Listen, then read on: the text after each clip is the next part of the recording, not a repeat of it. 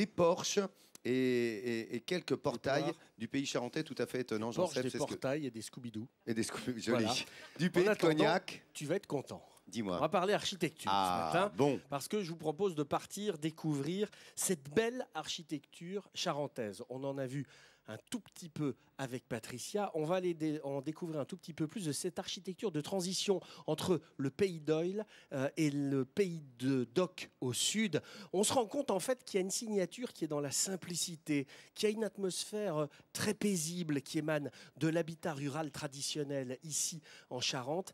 Il obéit à une grande sobriété, à une belle simplicité, et souvent le signe de distinction, c'est ce beau portail qui ouvre sur une cour. Alors on va partir du côté de Saint-Cybardeau, on va se balader comme ça jusqu'à Ligniersonville pour découvrir ce beau patrimoine bâti. Le pays de Cognac, ce sont ces vignes à perte de vue. Mais au-delà de ces richesses viticoles, il y a également un patrimoine bâti complètement spécifique de la région.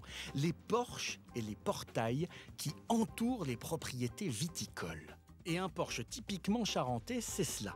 2 pieds droits de chaque côté, un grand arc qui surplombe la porte charretière, et ce porche doit donner sur un espace couvert charpenté, contrairement au portail qui est simplement une ouverture dans un mur.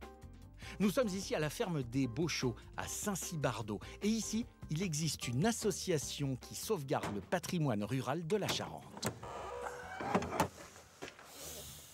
À la tête de cette association, c'est Frédéric.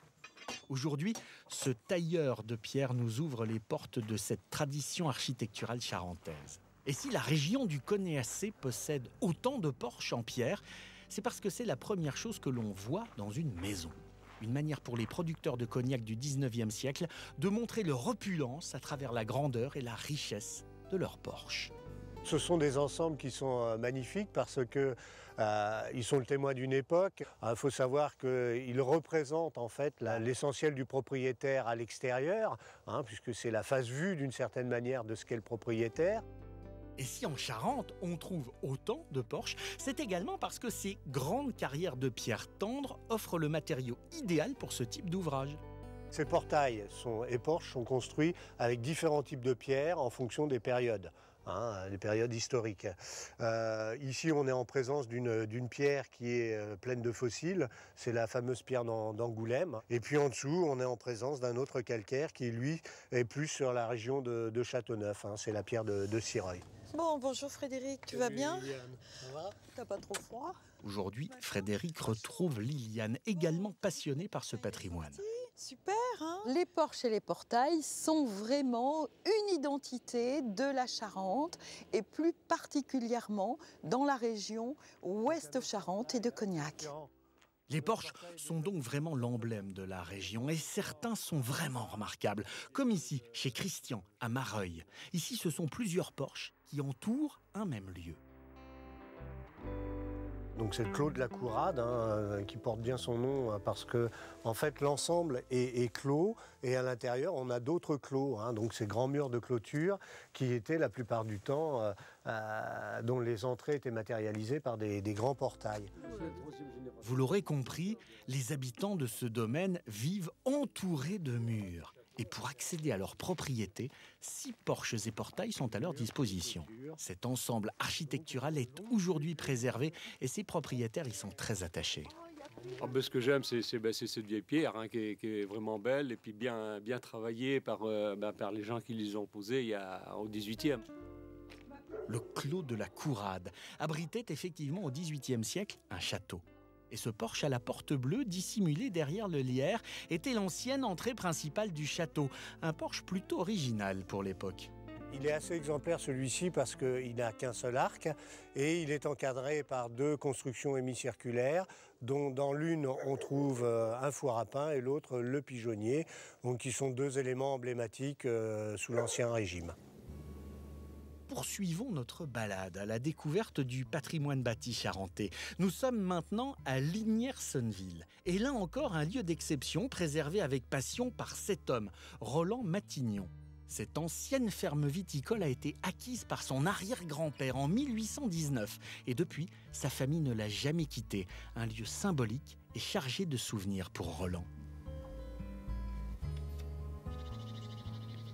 Ah ben c'est toute ma vie, hein, parce que bon, je suis né ici, j'ai toujours aimé les pierres. Je sais je dirais même quand j'avais une douzaine d'années, j'étais capable de remonter ce petit mur en moellon. J'ai toujours aimé, j'ai aimé la pierre, quoi. Un amour de la pierre qui ne l'a jamais quitté. À 18 ans, il perd ses parents et se retrouve à la tête de cette demeure viticole en mauvais état à l'époque. Un lieu typiquement charentais, avec sa maison de maître, ses dépendances, ses chais de stockage de l'eau de vie et bien évidemment ses porches majestueux. L'intérêt, c'est que tu as préservé ce cadre si particulier de la cour fermée pour... Depuis 40 ans, Roland n'a de cesse de restaurer cette propriété si chère à son cœur. Et agricole.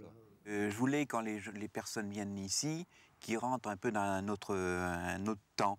Et j'ai voulu préserver, donc, en gardant quand même l'ancien matériel agricole du temps de 1900, 1920, etc., quoi. Et le moins que l'on puisse dire, c'est que le pari est réussi. Quand le regard des visiteurs s'attarde sur la demeure de Roland, l'émerveillement est total, ce qui fait la fierté de son propriétaire. Le matin, quand je sors, bon, je suis content d'avoir ça. J'ai l'impression que cette maison, bon, elle me redonne un peu ce que je lui donne. Et au cœur de ces paysages magnifiques baignés par une douce lumière hivernale, le patrimoine charentais n'en finit pas d'éblouir. La belle image à l'instant. Hein. Regarde si c'est beau ça. Tout est beau d'ailleurs dans ce reportage. Patrimoine charentais, effectivement, qui a ébloui quelqu'un comme Pierre Loti, qui s'émerveillait devant ces villages et ces maisons blanches de chaux comme des villages arabes, nettes et propres à ravir, avec des giroflées, des roses et des fleurettes poussant parmi les pavés blancs. Il n'y a rien de plus vrai. Et moi, je voudrais encore une fois, comme d'habitude, rendre hommage aux propriétaires de ces maisons, qu'ils les entretiennent, qu'ils les préservent, qui font vivre ce patrimoine qui est si important dans ce beau pays qu'est la France. Si on perd ça, on perd notre âme. Écoutez, voilà, c'est le professeur, le guide. Et c'est vrai qu'il aime cette France, il aime l'architecture, il aime le tourisme et l'histoire, Jean-Seb, et vous le faites partager chaque jour dans Midi en France, partager ses connaissances, son enthousiasme sur cette belle France que nous traversons toutes les semaines.